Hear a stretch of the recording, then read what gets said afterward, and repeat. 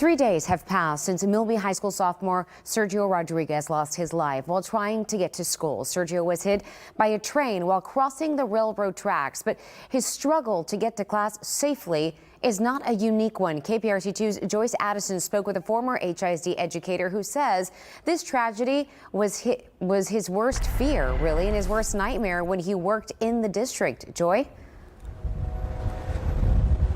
Well, Daniela, Dr. Sergio Lira tells me that during his more than 20 years with HISD, he tried to prevent these type of tragedies, even asking Union Pacific not to run trains on tracks near schools during dismissal time. Well, today, when we pulled up around 4:40 p.m., we saw lots of students crossing this track here behind me, the exact same tracks where Sergio lost his life, and a train at that time at 4:40 p.m. was coming by. When you first heard about Sergio Rodriguez's death, what was your initial thoughts, reaction? My initial thoughts was anger, because I addressed it 3 or 4 years ago.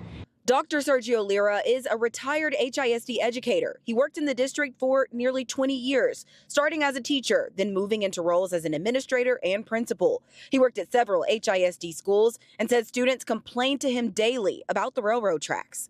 We would see the train stuck all the time. Kids would be arriving late. But this was 35 years ago when I was starting my teaching career. While at Chavez High School, he said he made an exception for students that lived near the train tracks and were consistently late. What we would do, we would give them a second period as their first period.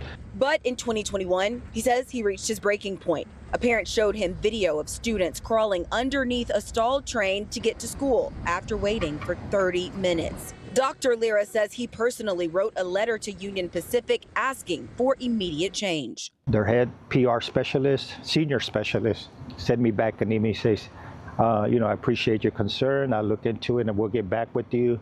And we'll collaborate with the school district to make sure we resolve this. That never happened. He'll be joining LULAC Council 60 for town hall this weekend. Vice President for that council, Daniel Sines, says though the focus has turned to HISD, other schools are affected.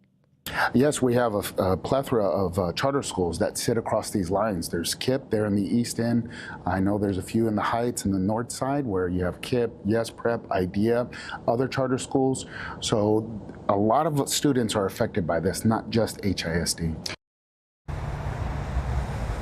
Now, that town hall hosted by LULAC will be tomorrow at HCC Eastside campus at 10 a.m.